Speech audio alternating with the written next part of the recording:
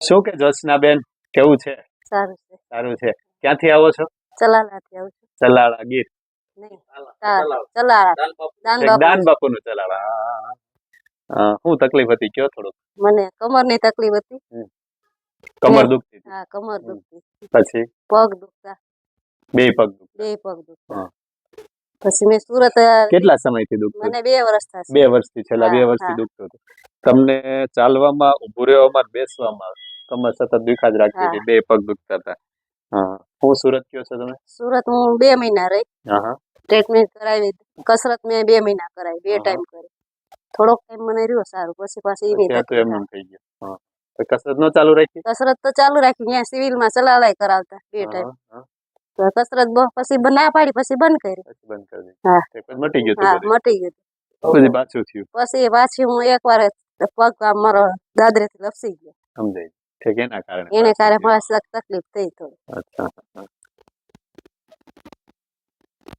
વધારે તકલીફ શું થતી હતી? ઊભું રહેવામાં, બેસવામાં, ચાલવામાં?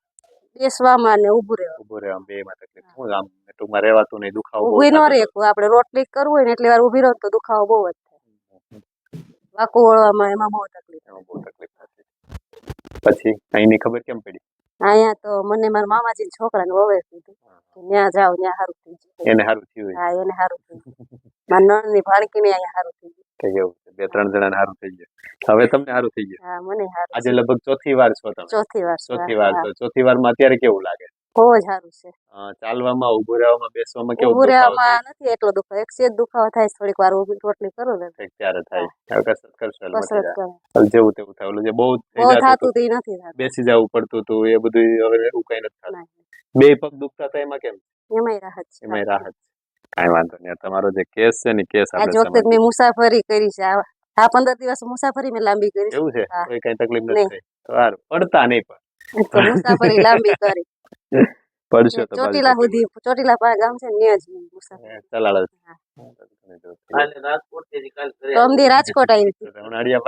હમણાં પણ મુસાફરી મુસાફરી છે. હજી પાલતાણા ખોટકાનું કામ છે એટલે જવું છું. કાંઈ વાંધો નથી. આવજો. બીજું કસરત બંધ ન કરતા, કસરત જે શીખવાડી છે ને એટલે પાછું ન થાય. તમને જે તકલીફ છે એ તકલીફ સમજીએ. આપણે MRI ગયા વર્ષે કર્યો હતો. MRI માં તમને L5S1 મણકામાં તકલીફ છે. આપણા કમરમાં છે ને 5 મણકા આવે. 5 મણકામાં L1, L2, L3, L4, L5. તમને જે L5 ને S1 આ 2 મણકાની વચ્ચે જે ગાદી હોય ને, આ છેલ્લી ગાદી, એ ગાદી ખસી ગઈ. અને ગાદી ખસી ગઈ ને એના કારણે તમને નસ દબાતી હતી. નસ છે ને આખા પગમાં જતી હોય એટલે તકલીફ અહીંયા હતી અને દુખે આખો પગ. જો આ જે ગાદીમાં તકલીફ છે ને, આ મોડેલમાં આમાં બતાવી. જો આ જે ગાદી છે ને, એવી રીતના બહાર ખસી જાય એટલે આ નસ ઉપર દબાણ આવે. એવી રીતે એની ઉપર દબાણ આવે એવું તમને અહીંયા થયું છે. એટલે એ દબાણ આવે એના કારણે આખો પગ દુખે. એટલે અહીંયા જુઓ તમે, આ બાજુ પાછળ આ આખા મણકા છે. ડોકથી લઈ આ પીઠ અને આટલું આ કમર. કમરમાં L5 ને S1 અહીંયા આ ગાદી છે ને ખસી ગઈ હોય એટલે આ પીળી જે નસ છે ને, નસ ઉપર દબાણ આવે અને એ આખા પગમાં જતી હોય એટલે આ તકલીફ થાય. બરાબર? એટલે આવી જે તકલીફ હોય ને, એ લોકોને ડોક્ટર ઓપરેશન કરવાનું. મને કીધું. તમને કીધું હતું? મને 2-3 જગ્યાએ ઓપરેશન નું કીધું. કેમ ન કરાયું? ઓપરેશન તો મારે કરાવવું જ નહોતું. એટલે ડોક્ટર ઓપરેશન કરવાનું કે ડોક્ટર શું કરે કે જે ગાદી બહાર નીકળી હોય ને, આવડી ગાદી જે બહાર નીકળી હોય, જે નસને દબાવતી હોય ને, એ ગાદીને જ કાપી નાખે. બહાર નીકળી હોય એને આજુબાજુમાં હાડકા જે થોડા નાના નાના વધ્યા હોય એને કાપી નાખે. આજુબાજુમાં લિગામેન્ટ જે હોય એને પણ થોડો હરખું કરી નાખે. તો એના કારણે નસ ખોલ નાખે. મેઇન કામ છે નસને ખોલવી. નસ ખુલી જાય એટલે બધું રેડી થઈ જાય. એટલે તમે જે આપણે જેને કહેવાય નસ દબાણ એટલે સાયટિકા જેને કહેવાય, એ નસનું નામ છે ને, આ જે જાડી નસ છે ને, નસનું નામ છે સાયટિક. એટલે એને કહેવાય સાયટિકા. એટલે સાયટિકા કહીએ આપણે એને. એટલે ડોક્ટરનું કામ છે ગમે એ રીતે નસ ખોલવી જોઈએ. અમારું કામ એ જ છે, ગમે એ રીતે નસ ખોલવી જોઈએ. એટલે આજે ગાદી ખસી હોય, આજુબાજુમાં હાડકા, લિગામેન્ટમ ફ્લેવમ, એ બધા જે છે ને, એ બધા ભેગા થઈને નસને દબાવતા હોય તો આપણે એને બધું સરખું કરીને નસને ખોલી કરીએ. આમ કટાકા બોલાવે, આમ બોલાવે, આમ મળીએ, આમ કરીએ, એમ કરીને એને નસ ખોલવાનું કામ છે. એટલે આપણે અંદર બીજું કાંઈ જાદુ કર્યું નથી. મેઇન વસ્તુ એ છે કે નસ તમને દબાતી હતી, એ નસ દબાતી એ છૂટી પાડી એટલે તમને મટી ગયું. ડોક્ટર કાપીને રેડી કરે, અમે એમનું રેડી કરીએ, અમે એમનું બતાડીએ. એટલે મેઇન વસ્તુ એ છે કે આ જે પદ્ધતિ છે આપણી, આને કાયરોપ્રેક્ટિક પદ્ધતિ કહેવાય. તો કાયરોપ્રેક્ટિક પદ્ધતિમાં દવા નહીં, ઇન્જેક્શન નહીં અને ઓપરેશન નહીં, એના વગર મટાડવું. આ એટલે મજા આવી. મજા જ આવે ને, દવા કઈ પીવી નથી. દવા પીએ તો શરીર વધ્યા રાખે, ખોટા હેરાન થઈએ ને એવું બધું ક્યાં રાખે. ઇન્જેક્શન ખાવું નહીં, દવા પીવી નહીં, મજા જ કરવી. ઇન્જેક્શન એટલા ખાધા. એવું છે, બહુ ઇન્જેક્શન ખાધા. હવે નથી ખાવા આપણે ઇન્જેક્શન.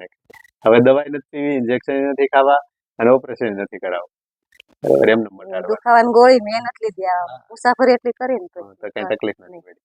એટલે મેઇન વસ્તુ છે કે તમારી નસ જે દબાતી હતી, નસ ખુલી ગઈ, એટલે જે કમર પગમાં જે પાવર જવો જોઈએ એ પાવર પૂરેપૂરો જાય ને રેડી થઈ જાય. સાયટિકા તો એ મટી ગયો.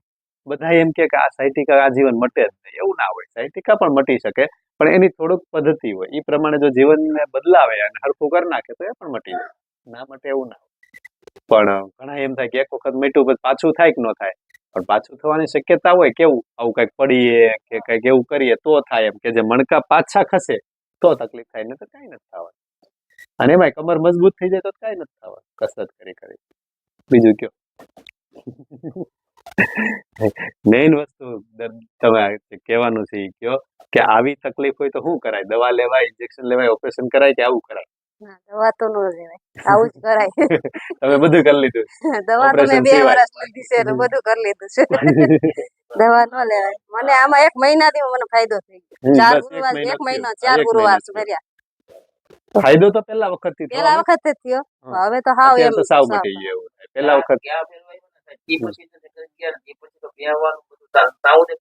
હા, એ બધું પરેજી પાળતા હતા. હવે તો પરેજી ના, હજી પાળું છું, પણ એમ કે અમુક જગ્યાએ જવું પડે ને ત્યાં બેહવું પડે. હમણાં થોડોક સમય ધ્યાન રાખજો. હમણાં બંધ રાખો. વાકું વળવાનું, વજન ઉપાડવાનું, નીચે બેસવાનું, આ 3 હમણાં બંધ રાખો. વજન તો ઉપાડવાનું નથી. આ 3 હમણાં બંધ રાખો. કમર કસરત કરતા કરતા કમર મજબૂત થઈ જાય એમ લાગે પછી કરજો. બરોબર. નીચે બેસવા નથી, હમણાં બંધ રાખો.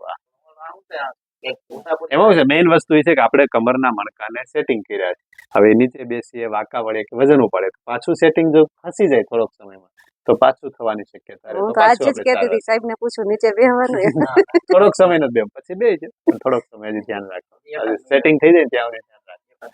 બરાબર. એટલે મેઇન વસ્તુ એ છે કે આવી જો તકલીફ હોય, L5S1 ની, સાયટિકાની, મણકું ખસી ગયું હોય, ગાદી ખસી ગઈ હોય, નસ દબાતી હોય અને જો દવા લેતા હોય અને ઓપરેશન ના કરાવવું હોય, જો કરાવવું હોય તો મટી જ જવાનું. જો ઓપરેશન ના કરાવવું હોય,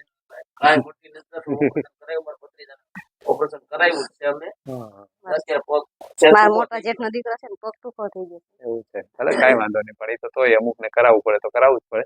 પણ જો આવું કઈ ના કરાવવું હોય તો આપણી આ પદ્ધતિ છે કે જેનાથી મટી શકે.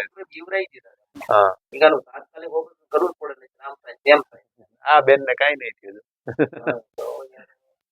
એવું કઈ નહીં. એટલે બધા કેસ અલગ અલગ હોય. હું એમ કહેતો બધામાં સરખું જ હોય અને બધા આપણે ત્યાં આવે બધાને 100% મટે એવું પણ ના હોય. પણ આપણે અહીંયા 80 થી 90% લોકોને મટી જાય છે. મેઇન વસ્તુ એ છે કે ઘણી વખત કેવું કે દુખાવાની બધા છે ને કર્મ સાથે બંધાયેલા હોય. ગયા જન્મનું લઈને આવ્યા હોય તો કેટલી મહેનત કરીએ તોય ના મટે. ઘણી વખત એવું થતું હોય અને ઘણી વખત કર્મની કઠણાઈ જેવી હોય કે આપણે મટાડીએ તો પાછું કંઈક કરે તો પાછું હતું એમ થઈ જાય. એટલે પણ એ ધ્યાન રાખે તો ઘણો ફાયદો થઈ જાય. પણ મેઇન વસ્તુ એ છે કે આપણે બરાબર. ભલે તો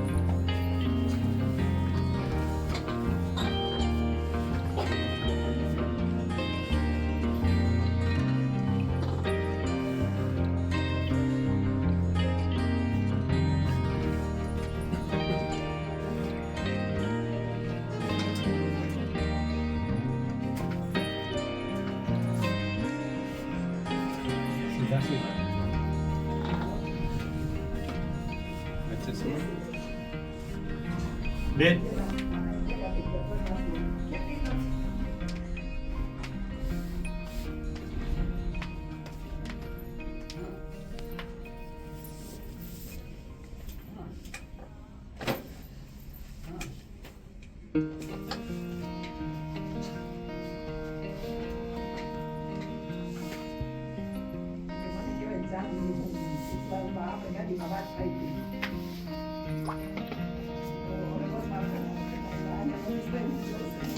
Apa?